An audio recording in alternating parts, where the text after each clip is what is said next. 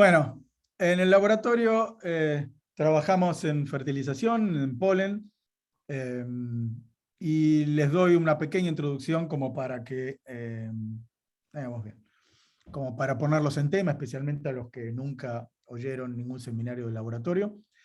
Eh, la generación del grano de polen comienza en la parte masculina de la flor y comienza como típica producción de gametas con una meiosis, en la cual células progenitoras, o células madre del polen, que son diploides, forma 4 tétradas, acá hay 3, pero está en el plan, fuera del plano la cuarta en el dibujo, 4 tétradas que son ya haploides, porque vienen de la meiosis, y estas 4 tétradas, llamadas microesporas, luego sufren una mitosis que es interesante porque es asimétrica, a diferencia de la mitosis típica, y que sea una mitosis asimétrica significa que los dos productos de la mitosis, la célula generativa y la célula vegetativa, no son genéticamente ni fenotípicamente iguales.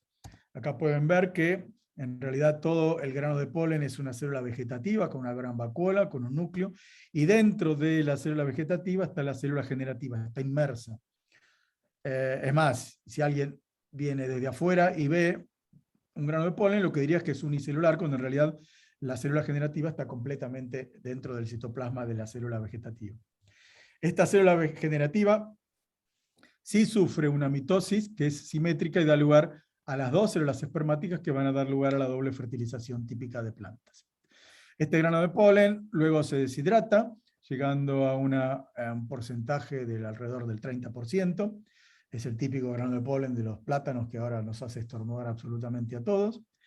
Y cuando recibe hidratación, ya sea porque uno lo pone en un medio líquido o porque recibe hidratación de la parte femenina de la flor, germina, lo cual significa que el agua penetra, aumenta la presión hidrostática del grano de polen, y para aliviar la presión aumenta también el volumen. Y al aumentar el volumen lo que hace es generar una protrusión que termina generando lo que se llama un tubo polínico. ¿Esto dónde ocurre? Esto ocurre in vivo en la parte superior del órgano femenino de fertilización, que es el llamado pistilo o gineceo, que está formado por un estigma, un estilo y el ovario.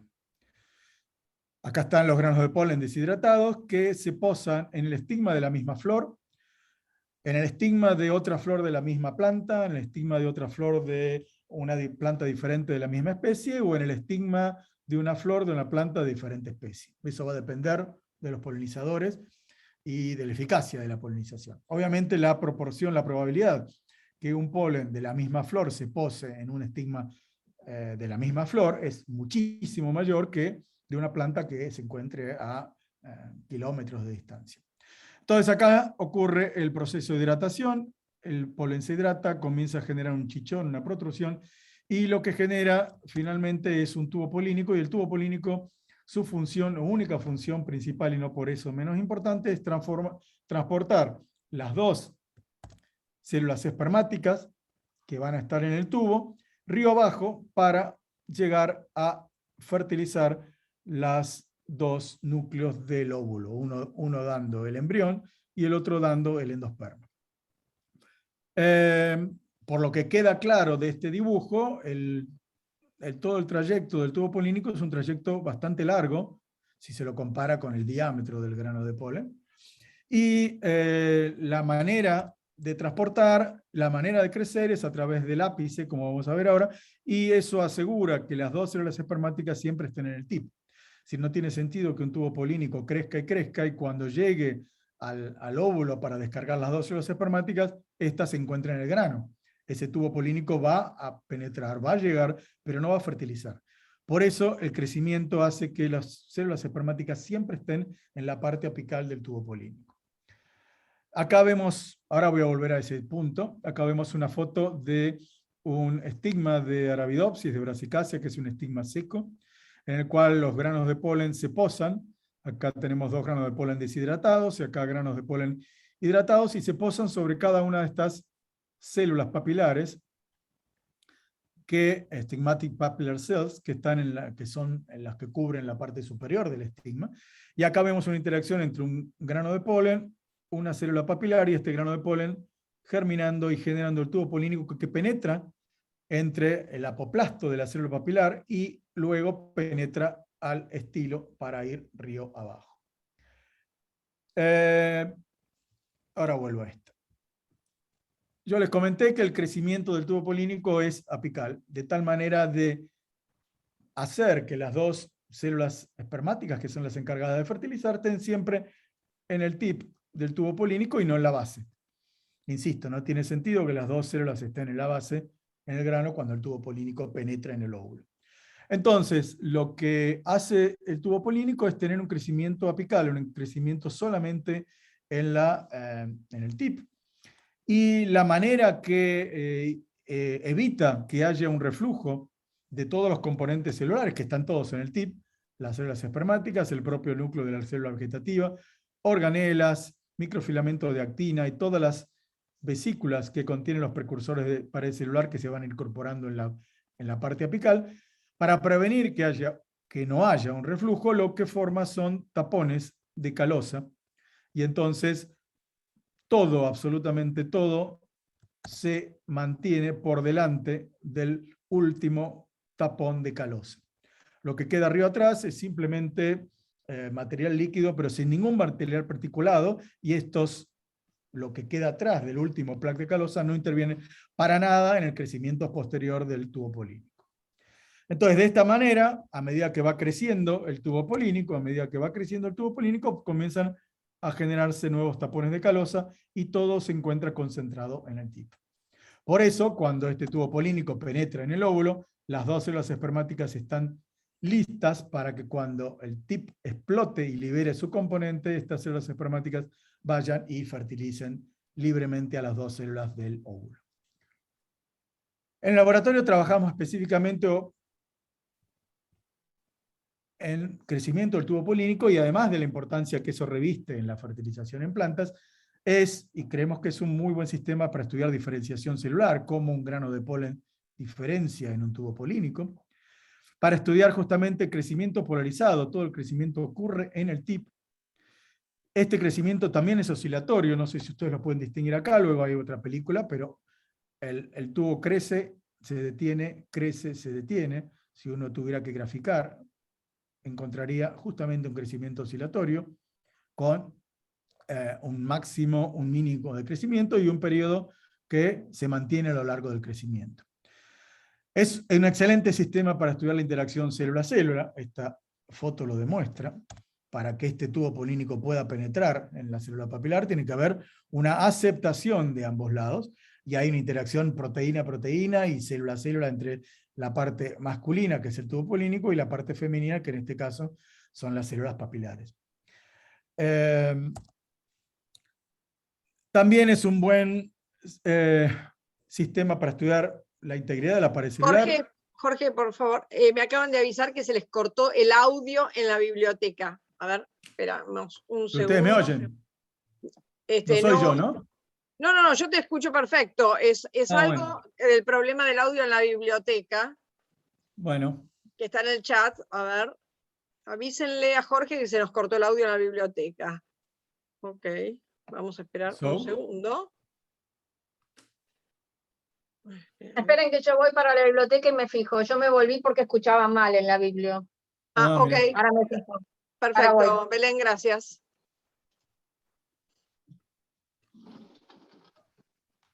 Jorge, ¿te puedo hacer una pregunta mientras? ¿Ese crecimiento oscilatorio, el periodo es constante o es aleatorio?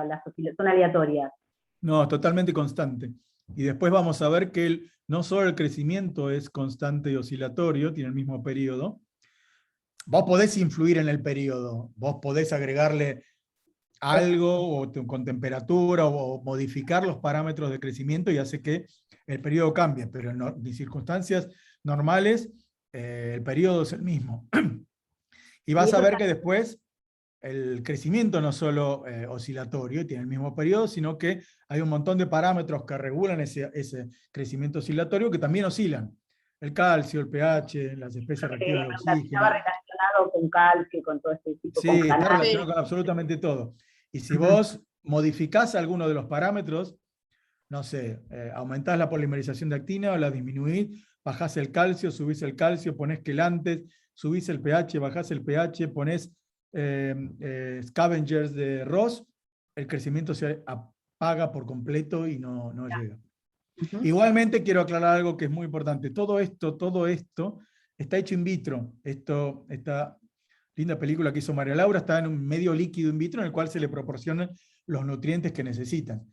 In Ajá. vivo es muy difícil, es bastante complicado porque tenés todo el tejido femenino que te altera la visión.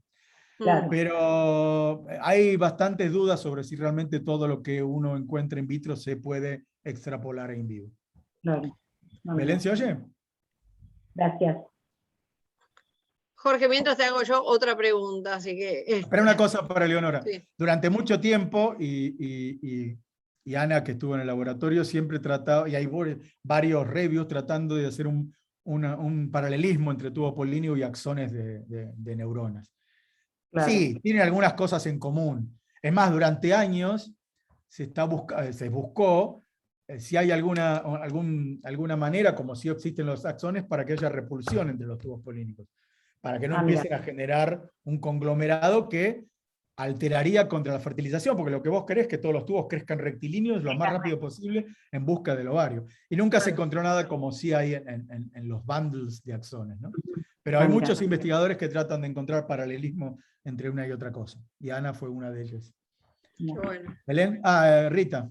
Sí, no, en la primera diapo que vos dijiste lo de la célula vegetativa y que es esta mitosis asimétrica, ¿no es cierto? Que generaban, cuando dijiste, bueno, esto acá es asimétrica. ¿Se determina cuál de las dos va a ser la vegetativa y cuál la generativa? ¿De alguna forma está determinado o es completamente al azar cuál se va a convertir en qué cosa? Pero no entiendo, vos tenés una célula acá. Sí, sí, Y sí. acá tenés una, dos. Dos, exacto. Pero Sí, en es la completamente mitosis. asimétrica. En esa Sí. asimetría, ¿hay algo en lo que quedó más grande o qué sé yo? Ah, dale. Espera, le respondo a la Que pregunta. le determinaba el fate, digamos, en qué se va a convertir. Sí, bueno, vos tenés factores nucleares que determinan justamente que sea simétrica. Hay mutantes en las cuales termina dando algo simétrico, termina dando dos vegetativas, por ejemplo. Ok. Así que eso está genéticamente codificado, está en el genoma. Sí, sí. Ok, no, eso es lo que quería saber, si, digamos, al azar, no, es algo que directamente a esta la convierto en vegetativa y la otra es en generativa. ¿Tiene Es que algún... se van, no es que una pasa a ser vegetativa y otra generativa. A lo largo de la mitosis, cuando comienzan a generar las dos células, cada una adquiere un fate diferente. Diferente. En Sí. ese momento lo adquiere. Ok. Sí. Listo. Bueno, ¿está Belén? ¿Sí? Sí, Perfecto. sí, sí, Bueno, ya está. dale. Me había parado acá. También es un muy buen sistema para estudiar integridad de pared celular. Para los que no conocen, las plantas tienen una pared celular, aparte de la membrana celular, que está principalmente constituida por celulosa y por pectina, y en el caso de tubo polínico es mayoritariamente calosa, celulosa es mucho menor, y pectina, calosa y pectina. Esta pared celular es indispensable, así como es indispensable para que las células de raíz no exploten cuando uno le da agua a las plantas, y que lo que hace justamente es prevenir esa explosión que sí ocurre cuando uno pone un glóbulo rojo en agua. También ocurre, es importantísimo para el crecimiento polarizado. ¿Por qué? Porque en las bases del tubo polínico la pared celular es bien rígida. Lo que hace es que no permite un crecimiento anisotrópico. Y en el tip, en la pared celular es mucho más flexible, de tal manera que se puede extender justamente de manera polarizada. Esta regulación de rigidez y de flexibilidad es algo que está también completamente coordinado, ya que si el tip comienza a generar una pared celular del tip muy rígida, el tubo se arresta y no crece más. porque no puede seguir creciendo porque es muy rígida la pared. Y si crece mucho más rápido que la deposición de material de pared celular en los extremos, comienza a generar estructuras como esta, que se llama bubble tip, en el cual toda la pared celular de los costados no llegó a ser lo suficientemente rígida para que se prevenga el crecimiento lateral. Entonces es un balance entre rigidez y flexibilidad que es responsable de que el crecimiento sea completamente polarizado.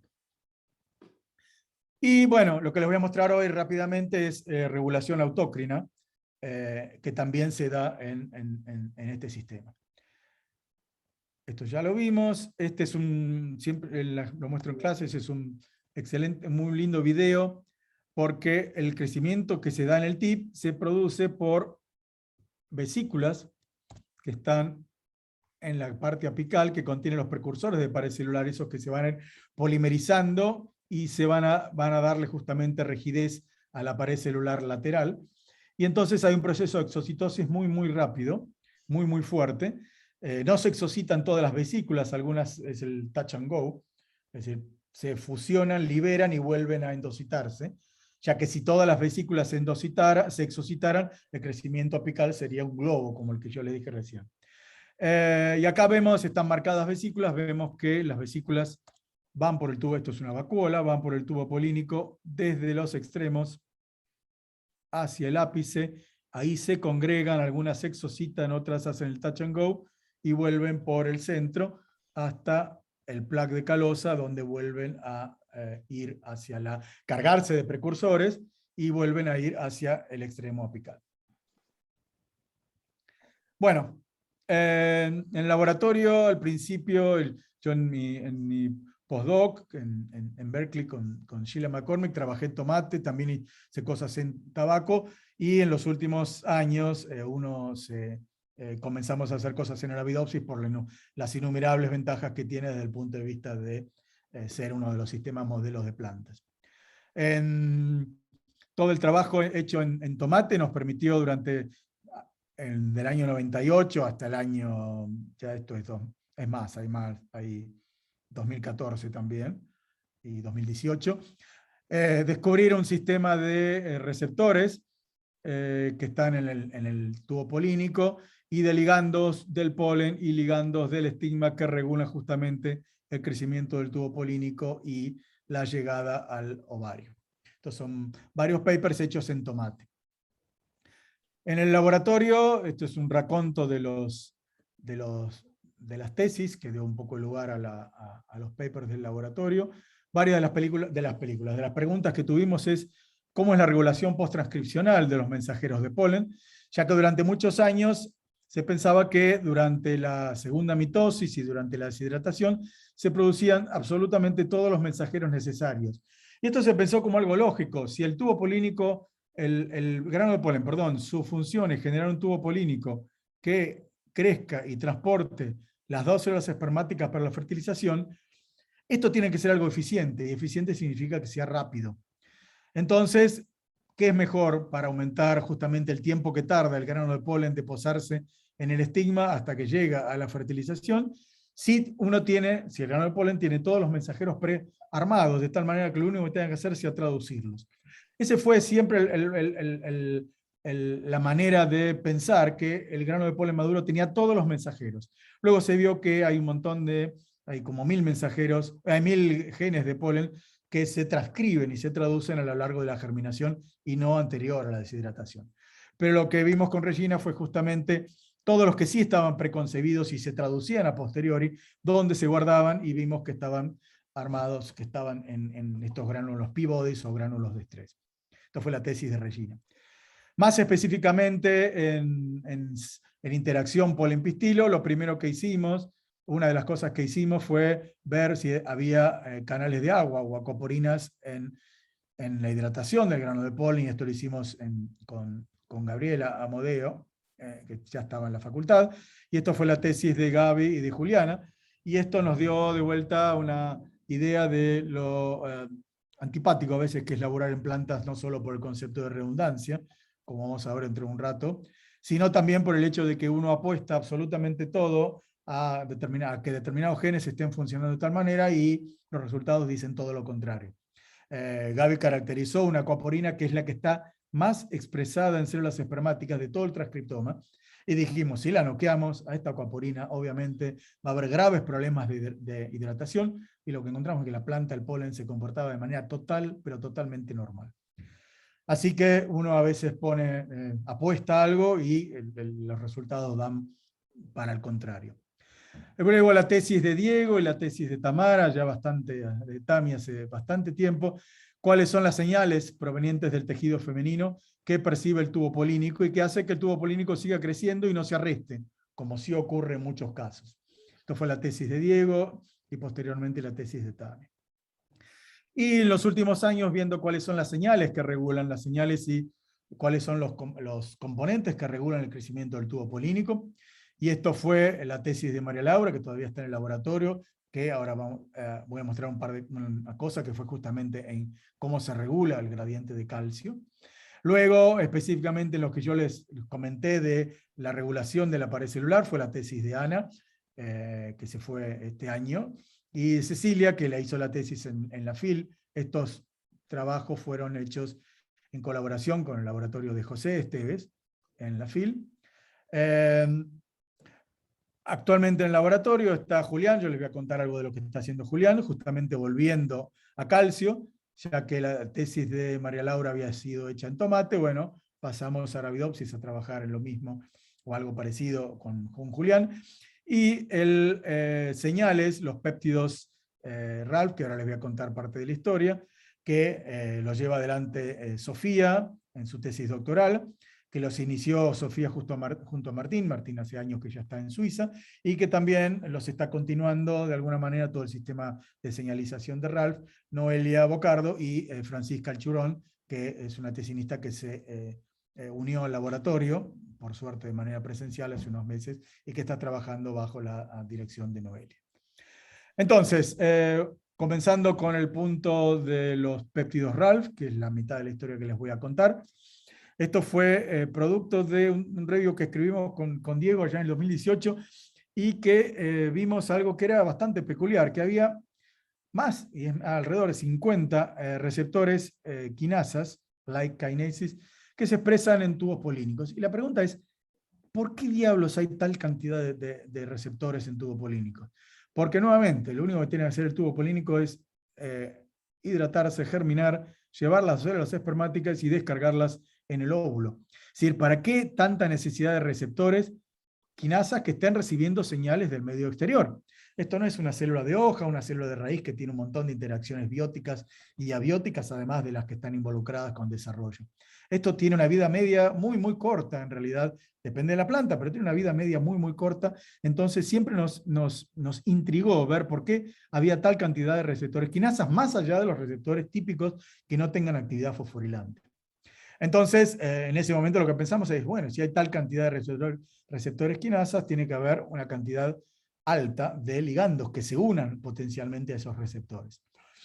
Un ejemplo que no tengo acá, no me olvidé de ponerla, este es el estilo de Arabidopsis. Acá está el estigma, acá se posan los granos de polen. Esperen que quiero ver las caras, si no me aburro ahora. Y los óvulos están, como si fuera un edificio, están puestos a los costados, y los tubos polínicos crecen por el medio. El tubo polínico, cuando llega al óvulo, si acá está el primer óvulo y viene el tubo polínico, gira 90 grados en el caso de Arabidopsis. Hay un giro de 90 grados y uno ve que gira, que totalmente se dirige hacia el óvulo, no sigue derecho y cuando llega acá dice, ¿qué pasó? No. Y si este óvulo está ocupado, viene un segundo tubo y gira el segundo y luego el tercero. Es decir, que hay una señal, y fueron descubiertos un par de péptidos llamados Lure, que lo secreta parte del tejido del óvulo, que son quimiotractantes del tubo polínico. Estos péptidos Lure, que son sintetizados y que difunden, lo que hacen es interaccionar con un receptor, con una familia de receptor quinasa, específicamente con uno o dos de esa familia, y lo que hace es que hay unas películas muy, muy interesantes en el cual hay una agregación de todos esos receptores, como si fueran todos rojos acá, más en el tip, y entonces el tubo polínico que venía en esta dirección, no voy a hacer el tip, si vienen los péptidos de este lado, el tubo polínico gira justamente en dirección del ovario. Hay una concentración de los receptores con los ligandos en esta zona, y los microfilamentos de actina, en vez de seguir derechos, giran en esa dirección. Entonces ya hay algunos receptores quinasas que se les ha descubierto función, pero hay un montón que no. Entonces, otros de los receptores quinasas son dos llamados ANXUR1 y ANXUR2, que habían sido descritos por este investigador en Zúrich.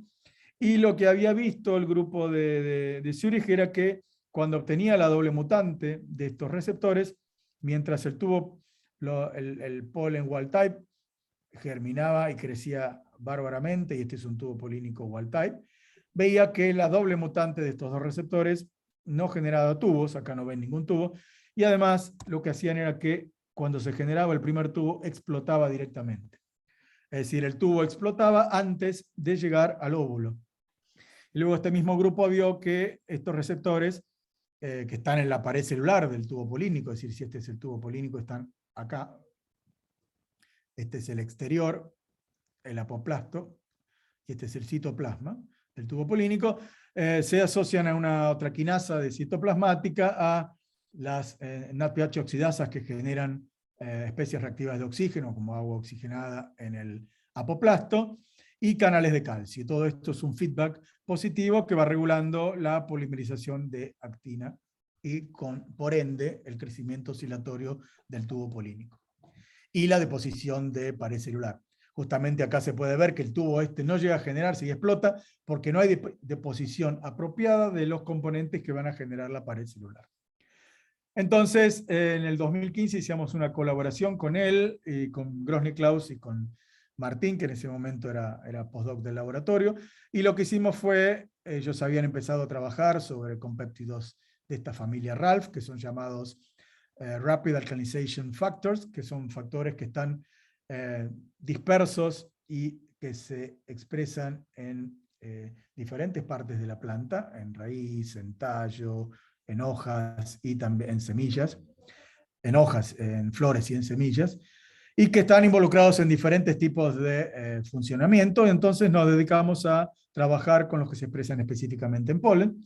De ahí, junto a Martín y junto a Sofía, que en ese momento era tesinista, cuyo director era Martín, nos dedicamos conjuntamente con el grupo de Suiza, esto está corrido, a estudiar dos de ellos, de los 4 clados, el RALF 4 y el RALF 19.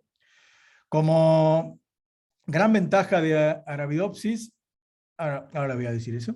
Primero, lo que comprobamos con un reportero transcripcional típico de GUS, en el cual se pone lo que se considera 2 kilobases, un promotor mínimo de cada uno de los genes, y vimos que la enzima glucuronidasa, que produce un producto que hace que se genere un producto azul, se expresa específicamente en polen y también en tubo polínico.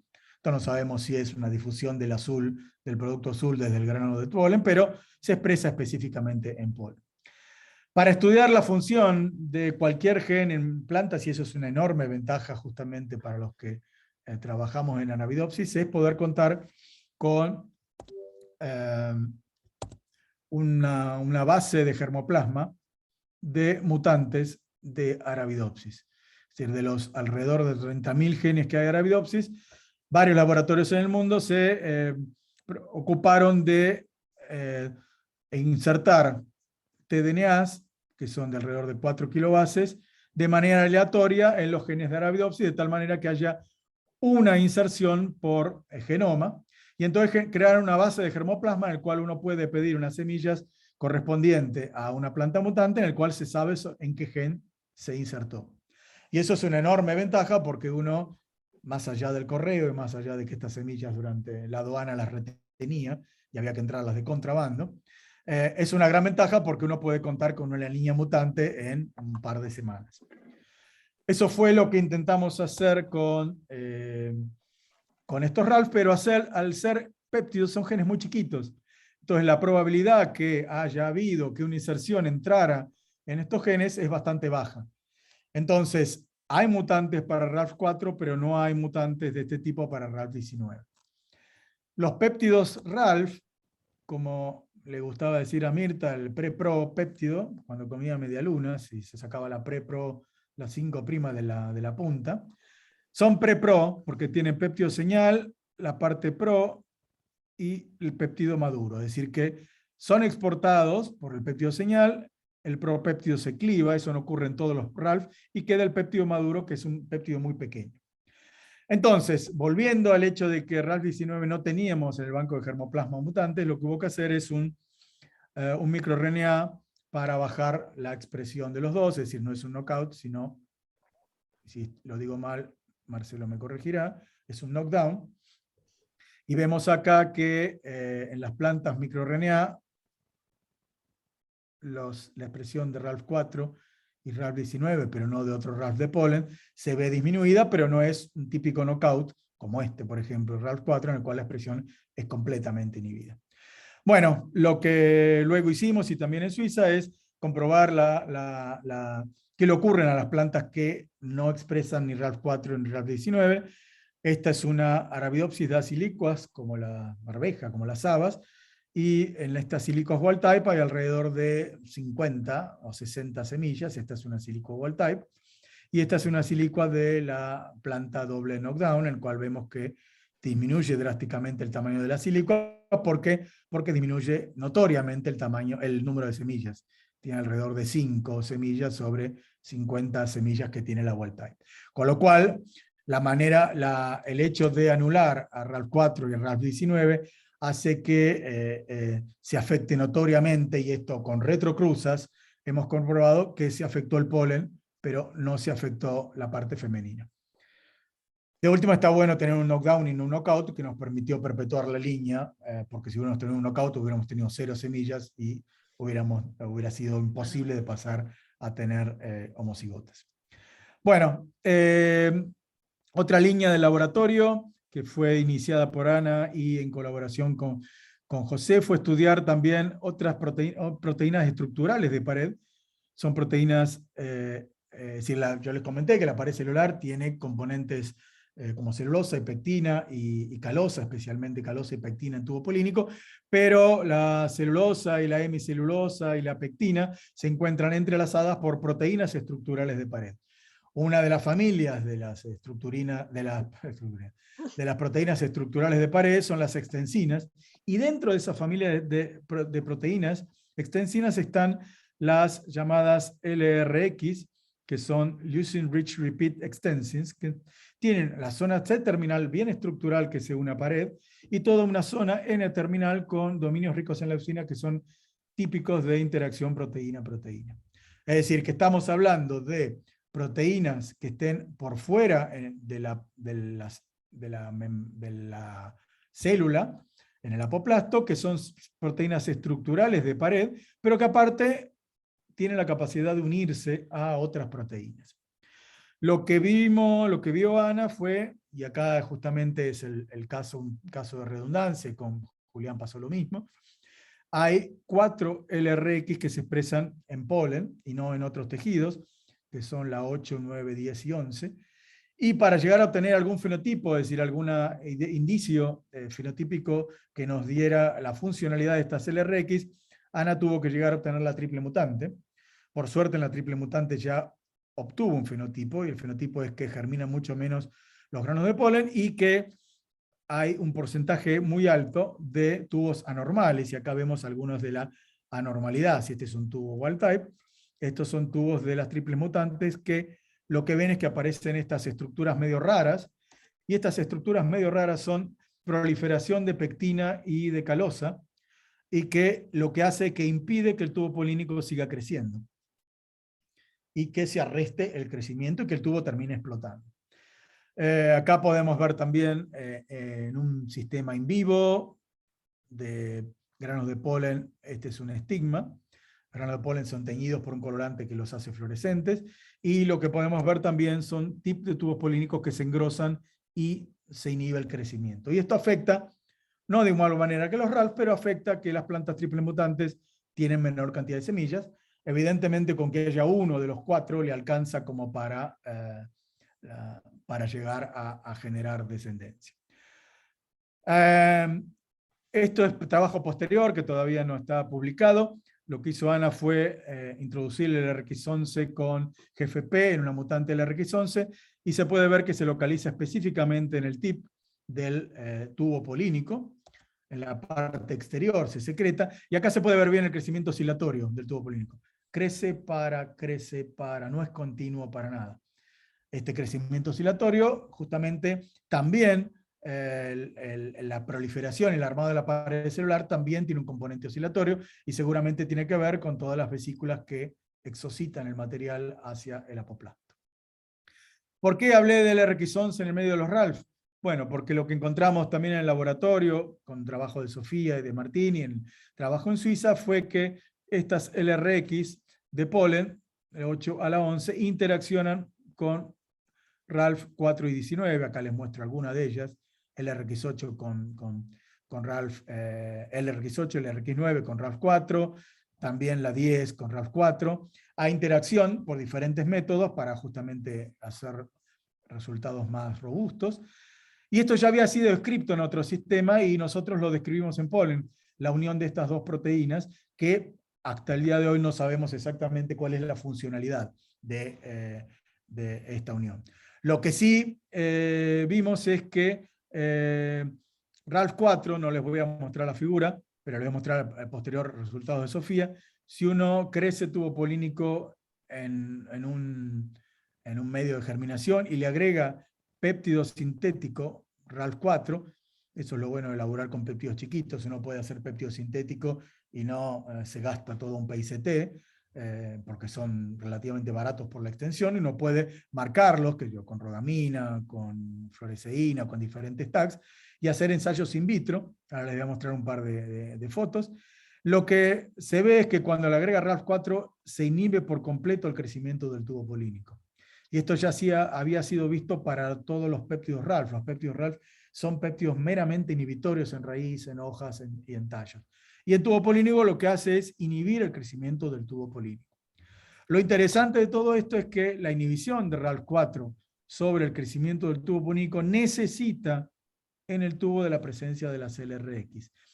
Es decir, que la unión de RALF con LRX es indispensable en el apoplasto del tubo polínico para inhibir el crecimiento del tubo polínico. ¿Cómo se comprobó esto? Se hizo con las mutantes triples y se vio que ahí RALF4 ya no inhibía más el crecimiento, porque al no estar las LRX no había capacidad de traducir la señal vía adentro del tubo polínico. Esto todavía Jorge, está en...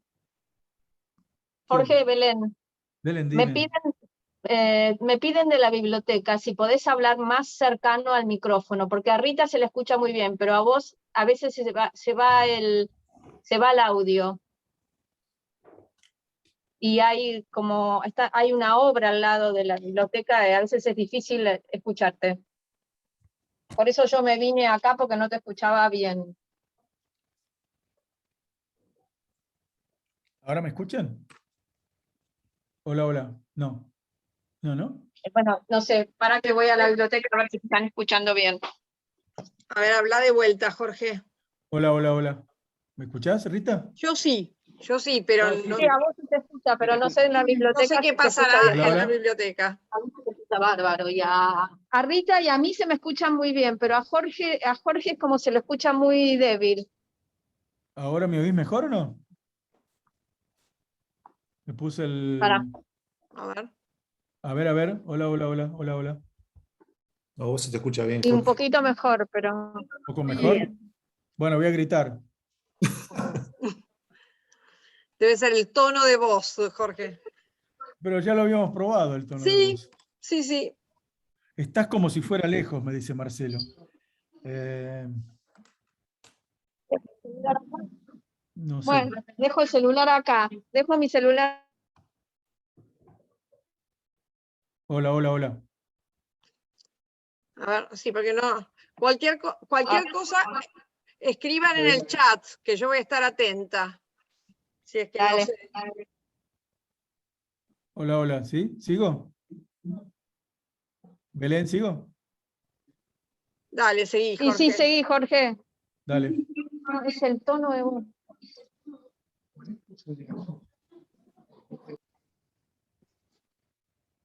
Bueno, esta es una película que tomó Sophie, en el cual le agregó un tubo polínico en crecimiento, el RALF 4 con rodamina. Justamente ven cómo se pegó a la pared, a la parte externa del tubo polínico, y lo que pueden ver es que el tubo polínico deja de crecer. Lo gracioso y lo interesante, y eso ya se había visto, no es que lo vimos nosotros, es que el movimiento citoplasmático no se para inmediatamente, sino que se arresta el crecimiento y el movimiento citoplasmático no se arresta. Obviamente, luego de un tiempo, ya el movimiento citoplasmático se arresta y el tubo fallece, muere, porque ya no puede seguir creciendo. Pero la inhibición del crecimiento dada por RALF4 es inmediata cuando uno agrega el péptido sintético. La pregunta que queda, la pregunta que subyace es, bueno, pero ¿cuál sería la función? Si RALF4, si yo tengo el tubo polínico, ¿no? Que está creciendo, y RALF4 es, cuando me refiero a RALF4 también es RALF19, pero todos los experimentos se hicieron con el 4. RALF4 es sintetizado en el tubo polínico y secretado, y el mismo RALF4 lo que hace es inhibir el crecimiento. ¿Cuál sería la función de RALF4? Lo que nosotros creemos es que, bueno, en los experimentos con el péptido sintético hay una muy alta concentración de RALF4 y por eso inhibe, pero lo que creemos que pasa es que RALF4 lo que hace es regular la velocidad del crecimiento. ¿Y esto por qué es importante? Porque uno a priori podría decir, bueno, cuanto más rápido crezca, mejor. Y eso no es así. Si uno por alguna razón, por ejemplo, hiperestimula la proliferación, la polimerización de actina, de tal manera que el tubo crezca aún más rápido, el tubo se arresta. ¿Por qué? Porque todos los engranajes, todos los demás componentes, como me preguntaba Eleonora, que oscilan al ritmo y al periodo del crecimiento, se desregulan, y entonces el tubo ya completamente se regula y termina formando estas estructuras que finalmente terminan explotando. Entonces, el tubo tiene que tener un crecimiento normal para llegar de la manera más eficiente y rápida posible a fertilizar el óvulo. Pero este crecimiento se ve, y esta es nuestra hipótesis, manejado de manera negativa, es como si fuera el rebaje en un auto por RALF4. Cuanto más RALF4 hay, menor es la velocidad; cuanto menos RALF4 hay, mayor es la velocidad. Y esto también está regulado, creemos, también a diferentes, y eso no lo podemos demostrar todavía, a diferentes partes del crecimiento dentro del pistilo. ¿Hiciste alguna curva de dosis-respuesta? Perdón. ¿No hicieron como agregándole distintas cantidades? ¿Y le dan siempre que inhibe completamente? Sí, hizo curvas de dosis respuesta y inhibe, y lo que estamos trabajando justamente es con una concentración que dé un 50%. Okay. Igualmente, esto también es bastante, laburar con péptidos sintéticos también es bastante tramposo, ¿por qué? Porque, bueno, uno no sabe si uno está fisiológicamente y tiene el tubo polínico y RALF4 se secreta, uno desconoce por completo la concentración fisiológica del péptido, perdón, esto está mal, en el apoplasto del TIP, ¿no? La desconoce por completo. Entonces, cuando uno agrega el péptido exógeno, no tiene idea si está, en qué parte de la curva está. Claro. Uno hace la curva y dice, bueno, tomo esta concentración, pero esta concentración es la concentración de acá. No, seguramente no. Y encima, estos péptidos tienen 4 cisteínas, con lo cual asegura una conformación tridimensional. En un paper posterior de otro grupo de Suiza, demostró que un porcentaje importante de los péptidos sintéticos están en su conformación lineal, están planchados, con lo cual no tiene actividad. Entonces, cuando uno pone una determinada concentración, no sabe cuál es el porcentaje de péptidos planchados sin actividad. ¿Qué quiere decir todo esto? Que estos experimentos son bastante a ojo. Lo que siempre hay que tener es un control negativo, que veas que no le hace lo mismo que tu péptido. Esta es una muy linda película que hizo Sophie también en el microscopio de la FIL, en el cual a un tubo polínico, que fíjense también se arresta, le agregó, quería hacer el loop, RALF4 con rodamina, y ven partículas del tubo polínico que se va pegando, creemos de manera específica, al tubo polínico, y que arresta por completo el crecimiento. ¿Cuáles son los parámetros que oscilan a lo mismo paralelamente con el crecimiento? Bueno, calcio es uno de ellos. Esto es parte de la tesis de María Laura, hecho en tomate, en el cual se puede ver bien, esto es plantas de polen de plantas de tomate que fueron transgénicas con un sensor de calcio, el Yellow Chameleon 3.6, que tiene la capacidad de unirse a calcio, hace FRET, y que cuando se une a calcio florece más que cuando no hay calcio. Entonces uno puede seguir la dinámica de calcio a lo largo del crecimiento. Fíjense que acá hay alto calcio en el tip, acá hay bajo, acá hay alto, acá hay bajo, acá hay alto. Es decir, que hay un gradiente de calcio entre el tip y la base. Y esta separación entre base y tip es de alrededor de 30 micrones, es decir, es muy pequeña, y tiene la capacidad de tener un orden. Acá estamos en el orden de micromolar y acá en el orden de nanomolar. Este gradiente es indispensable, pero indispensable para que el crecimiento del tubo polínico ocurra normalmente.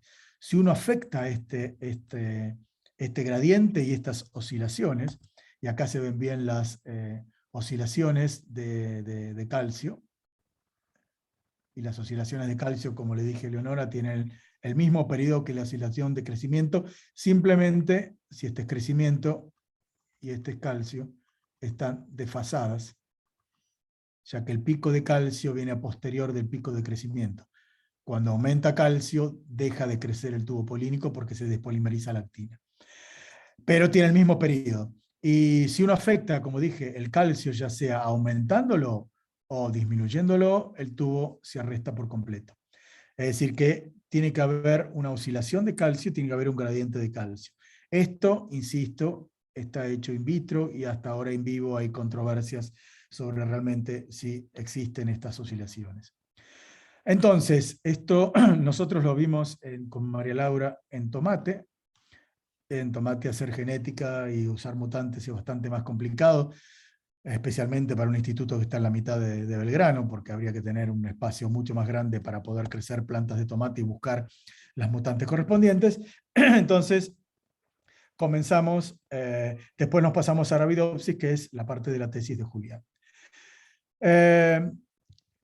Esta inhibición de RALF4, el crecimiento del tubo polínico, lo que quisimos ver fue justamente si esta inhibición, que es en definitiva la respuesta final, afecta a algunos de los parámetros típicos que oscilan junto con el crecimiento, que son el calcio y las especies reactivas de oxígeno. Entonces, gracias a una colaboración con Aurélien Boisson-Dernier, que estaba en Colonia y ahora se mudó a Niza, sí, a Niza, Sophie pasó 3 meses en el laboratorio de Aurélien, gracias a una beca de intercambio DAD, que estuvo bárbara, cayó en el momento justo, y lo que hizo fue allá justamente ver las oscilaciones de calcio utilizando plantas transgénicas con este sensor de calcio, utilizando polen de estas plantas. Esto ahí está en discusión, pero si uno toma una planta wild type, ve que el crecimiento del tubo polínico es perfecto a lo largo del tiempo, esto es tiempo. Esto es simplemente la pendiente de crecimiento, si uno puede también hacer las oscilaciones de crecimiento. Y lo que Sophie vio era que el calcio, dado por el sensor oscila perfectamente a lo largo del crecimiento. Y que cuando le agregaba RALF4, esto es en tubos wild type, sin agregado y con agregado de otro RALF que no es de polen, que es el RALF34, que acá puse RALF-X. Cuando le agregaba RALF4, se plancha completamente el crecimiento. Totalmente, no crece absolutamente para nada, es inmediato, ya le agrega y cuando va a ver el tubo en el microscopio está completamente parado. Y lo que vio, y esto es un análisis promedio de 3 días diferentes con varios tubos polínicos cada día, esto es un tubo de un día, esto es otro tubo de otro día, lo que vio es que la oscilación de calcio persiste un tiempo, pero que los valores de donde ocurren las oscilaciones son menores en el caso del agregado de RALF4. Entonces, vimos que el agregado RALF4 de alguna manera lo que está haciendo es modificando de manera negativa el gradiente de las oscilaciones de calcio, y específicamente el gradiente de calcio, ya que los valores que están en el TIP bajan con respecto a los valores que se encuentran en el TIP de plantas wild type sin agregado o con el agregado de un RALF que no es de polen. Hizo lo mismo para ver agua oxigenada o especies reactivas de oxígeno. Eso lo hizo con otro sensor llamado Hyper, que es capaz de ver agua oxigenada y nos saca la relación de cuando hay agua oxigenada y cuando no hay, la emisión.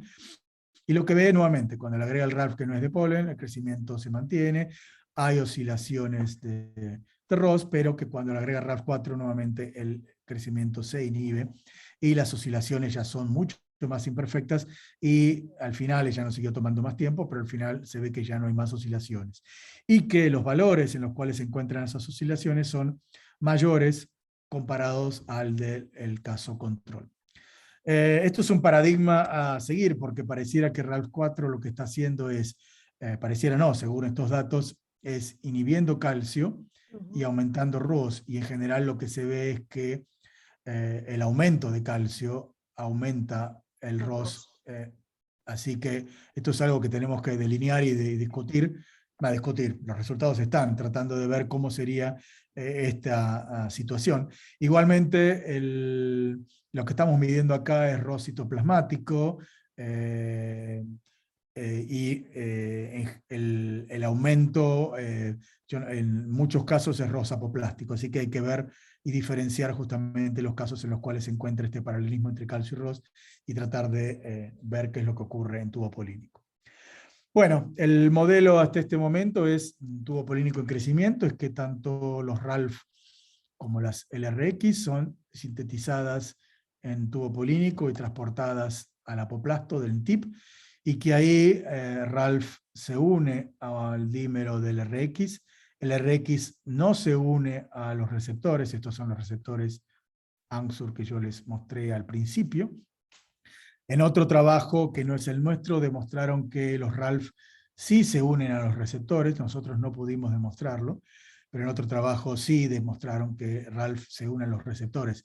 Entonces, si RALF tiene la capacidad de unirse a los receptores y también tiene la capacidad de unirse a las LRX, posiblemente, y esto ocurre en otros sistemas de estas Leucine Rich Repeat Extensive, que lo que está haciendo LRX es titulando la concentración de RALF en el apoplasto y de alguna manera regulando la unión de RALF a los receptores.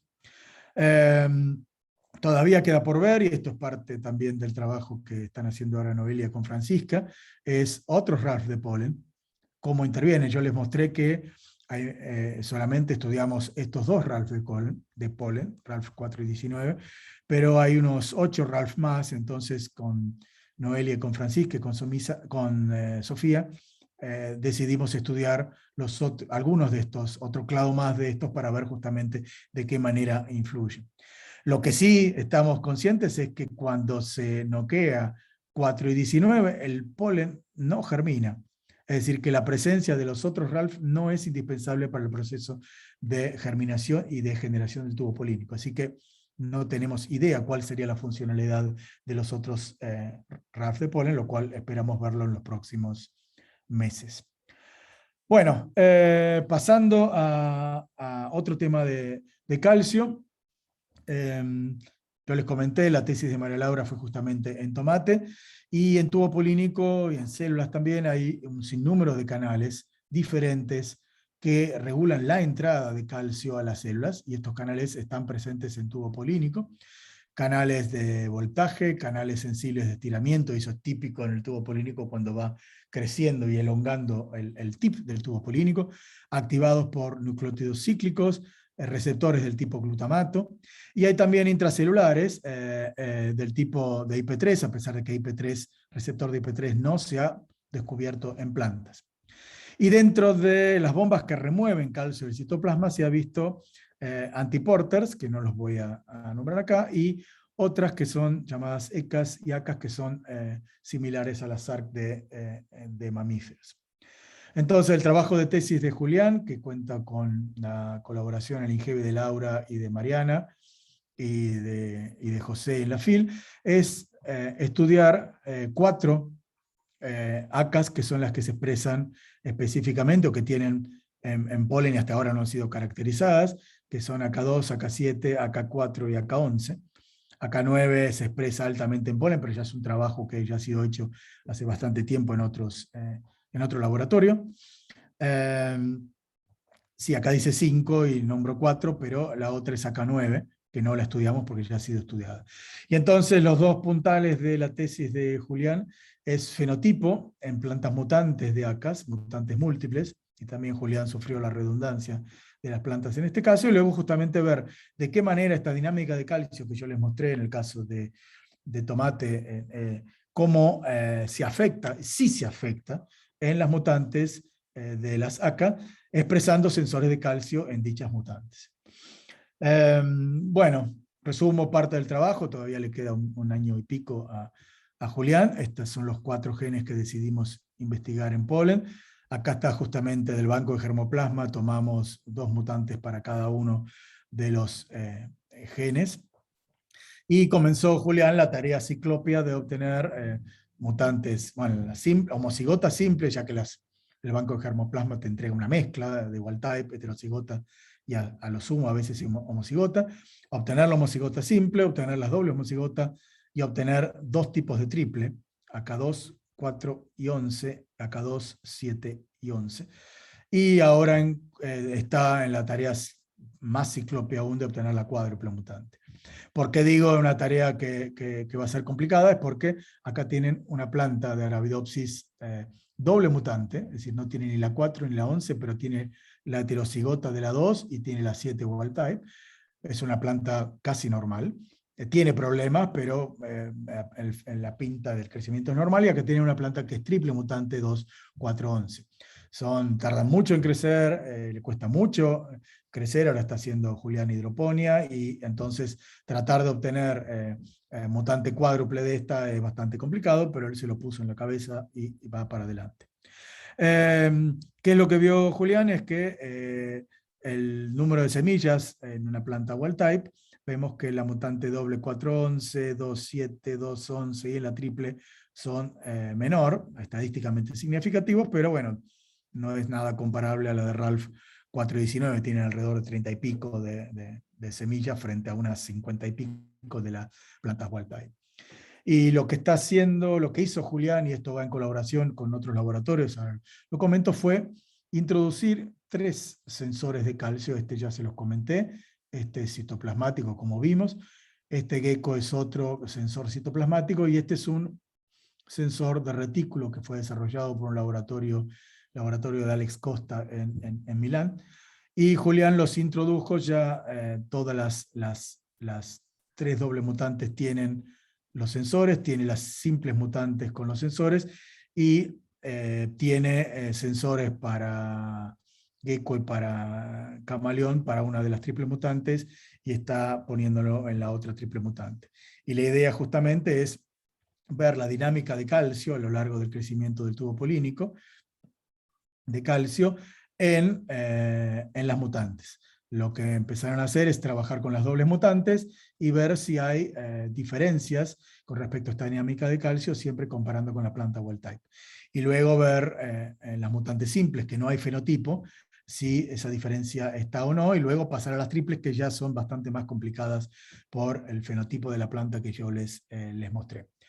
¿Por qué estamos viendo este sensor? Porque justamente la hipótesis es que el tubo polínico, uno de los paradigmas es, si hay un gradiente de calcio de micromolar a nanomolar en más o menos unos 30 micrones desde el tip a la base, y esto es oscilatorio, es decir, al cabo de unos segundos, el tubo polínico ya tiene nanomolar aquí y nanomolar acá. El calcio entra de afuera, perfecto, porque si uno pone GTA afuera, el tubo no oscila más, no hay más gradientes, se inhibe. Pero ¿qué pasa con este calcio? Una de estos canales, que fue la que yo les comenté que se demostró, que ya fue publicado, el AK9 está en membrana plasmática, y no ha sido demostrado, pero la idea es que remueve este calcio de tal manera de pasar a la siguiente etapa de ya no gradiente de calcio. Pero lo que no ha sido demostrado hasta ahora es que estas ACAs lo que hacen es remover en tubo polínico el calcio que está en el ápice para justamente pasar a la oscilación en la cual no hay gradiente de calcio. Entonces esto justamente es una de las cosas que queremos demostrar, por eso tener un sensor que sea específico de retículo es bastante apropiado, pero como ustedes se imaginarán, para los que alguna vez vieron retículo, una cosa es medir calcio en citoplasma y otra cosa es medir calcio en retículo, que es muy dinámico y que aparte es muy pequeño y que no es una organela definida como podría ser mitocondria o vacuola. Pero el laboratorio de Milán que lo está haciendo, confiamos en que lo pueda llegar a hacer. Bueno, esta es la foto del grupo hace bastante tiempo, ya que Ana está en Francia, Diego volvió a Estados Unidos, Nicolás hizo la tesina con María Laura y pasó a otras latitudes. Acá está, bueno, Sofía, que está con la tesis doctoral con Ralph y que está en proceso de escritura y que está analizando varias de las cosas que hizo en Alemania. Bueno, Ana está en Francia y Julián, que está haciendo lo de calcio. Noelia está en el laboratorio trabajando más específicamente con qué es lo que le ocurre en el tubo polínico a los receptores ANXUR1 cuando le agregamos los péptidos. Estos receptores quinasas, para los que elaboraron en quinasas, tienen la capacidad, cuando se activan o se desactivan, de fosforilar o de autofosforilarse. Y lo que se ha visto en sistemas más o menos parecidos es que estos receptores, ante un estímulo de otro Ralph, por ejemplo de Ralph 1, cambia el patrón de fosforilación. Entonces lo que está viendo Noelia es justamente cómo se modifica ese patrón de fosforilación y tratar de ver si podemos llegar a averiguar cuáles son los residuos que se fosforilan o se desfosforilan en estos receptores. Ella lo está haciendo en plantas transgénicas para ANXUR1 GFP, y lo cual tiene la ventaja de poder inmunoprecipitar GFP con bits de anti-GFP, que by the way Noelia llegaron ayer a casa, así que la voy a llevar al laboratorio. Francisca no está acá en la foto, tengo que una foto más nueva. Está, como les comenté, trabajando bajo la dirección de Noelia y también con Sofía en ver otro clado de Ralph. A Laura tiene su proyecto de quinoa, que algún día sería bueno capaz tener un seminario para que ella hable, estaba en proceso de escritura del paper, y Mariana, que colabora también como Laura en el laboratorio, y tiene su proyecto de nutrición con genes que regulan el pool de nitrógeno en plantas de arroz y de Arabidopsis. Colaboraciones con Aurelien, que ya no está más en Coln, sino que está en NISA, que hizo todo el trabajo al cual fue Sofía con la beca DAD a hacer los trabajos en Camaleón y Hyper, con José, que tenemos una historia ya de colaboraciones, varias tesis y papers encima, y el trabajo de Julián, el trabajo de ver los sensores está siendo llevado a cabo por Alex Costa en la Universidad de Milán, y también tenemos colaboración con Jeff Harper de la Universidad de Reno, que es uno de los que estudia uno de los capos de calcio en polen, justamente el que estudió este canal AK9, y que él tiene la cuádruple, o está en proceso de buscar la cuádruple mutante. Y con Eric, en el Michigan State University, colabora conmigo y con Laura en todo el proyecto de quinoa. Bueno, gracias, perdón por la interrupción, espero que se haya oído algo, y si no, bueno, van a tener que ver el video si es que quieren saber un poco más del seminario. Así que, bueno, gracias. Buenísimo, Jorge. Muy didáctico. ¿Se oyó bien, Marcelo, Belén? ¿Sí? Jorge, felicitaciones. Excelente, hacía mucho que no te escuchaba. ¿Te puedo hacer una pregunta? Marcelo dice que sí, Tere, dale.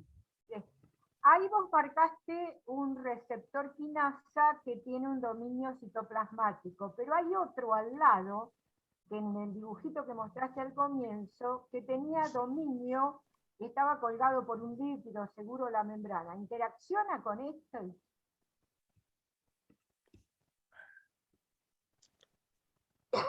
Creo que en el modelo puede ser que esté. En el modelo, sí. Te lo muestro acá, es más fácil. Es este... El verde, el que tenés más como sí. más Sí, son esas quinasas que están acopladas a...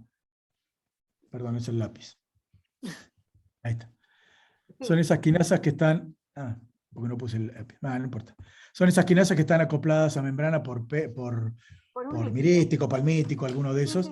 Y sí, esta es una quinasa que interacciona y se y ANXUR1 la fosforila, y Ajá. cuando está activada, activa todo el sistema de calcio y todo el sistema de ROS. Es más, ya que me preguntas, esta mutante, por ejemplo, ANXUR1 y ANXUR2, ¿cómo la encontraron? Buscaron revertantes de esta mutante ANXUR1 y ANXUR2 y encontraron a una mutante de estos genes que se llama Maris. A estos locos se les ocurrió poner deidades de fertilización, deidades de diferentes mitologías, deidades de fertilización de diferentes mitologías a los genes estos. Y esta Maris revierte el fenotipo de la doble mutante ANXUR1 y ANXUR2 cuando está hiperactivada, está todo el tiempo fosforilando. Ajá. Entonces, lo que se vio es que esta interacciona con el receptor y fosforila las NADPH oxidasas, y esto activa ROS, activa calcio, luego activa ROS, activa calcio, y toda la pendiente de señalización. Sí, gracias. De nada. Excelente el dibujito, cómo manejaste digamos, el lapicito en rojo, muy didáctico, muy didáctico. Es nueva es nueva es nueva, tiene una sensibilidad muy lindo. a prueba de los... ¿Pero que tu pantalla es touch y escribís arriba? O No, es una tablet, con el lápiz. La tablet, sí. No, buenísimo. Sí, excelente. Buenísimo. Bueno. Y Jorge, una preguntita. Iniciaste diciendo que tenías como 45 de estos receptores quinasas, ¿no es cierto? Y que eso No, yo no los tengo, ¿no? Yo no los tengo. Que tenías, no, pero que Sí. el tubo apolínico lo tenía. Sí. ¿Vos suponés que actúan siempre a través de pequeños péptidos o algo así? ¿O cuál es la...? Mirá, son todos receptores que interaccionan con algo peptídico, porque hay otros receptores en plantas que interaccionan con componentes de la pared celular. Por ejemplo, los WACs, que son Wall Associated Kinase, interaccionan con pectina. Varios de estos fue parte de la tesis de Cecilia Borassi. Otros que se llaman PERCs, que son Proline Enriched Receptor Kinases, que hay una familia de 9 o 10 en Arabidopsis, en polen, perdón, y mutagenizamos de a doble, a triple, y casi no tiene fenotipo, son una porquería para laburar, son interesantes, pero son, no sé, ¿qué mutante extuple tenés que tener para tener un fenotipo? Claro. Y esos no sabemos, posiblemente interaccionen con componentes de la pared, pero no tenemos idea. Sería bueno ver, pero no tenemos idea. Buenísimo. Y tampoco tenemos idea qué es lo que hacen esos PERCs. Sí, Jorge, ¿cómo estás? ¿Te hago una pregunta? Sí. Fede. Sí. ¿Vos sabés si Ralph 4, además de tener... Espérame un cacho que no puedo... Hola, estaba en la...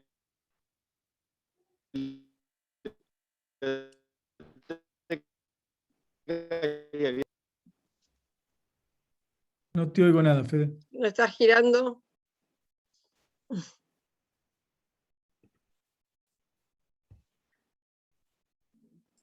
Está buscando señal, Fede. Sí, calculo.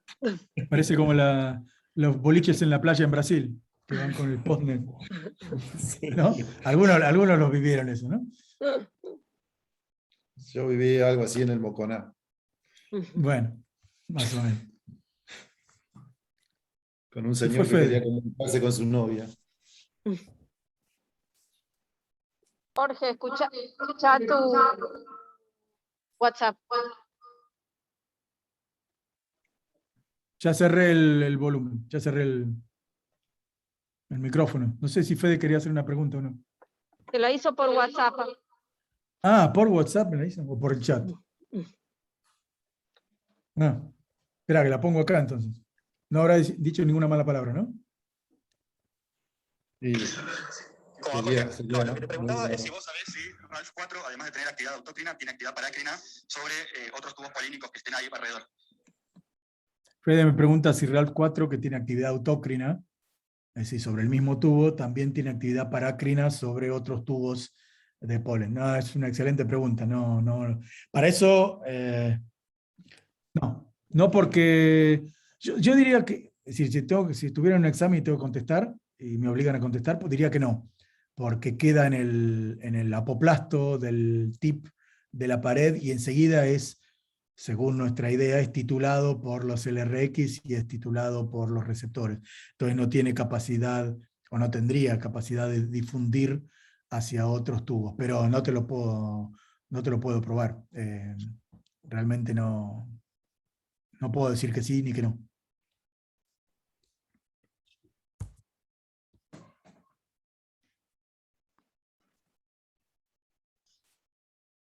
Bueno. No sé si hay más preguntas. Gracias. Ahora, excelente, Jorge. Todos. Gracias. Muy bueno, gracias. Muy bueno. Muy lindo todo. Gracias. Ya detengo. Gracias.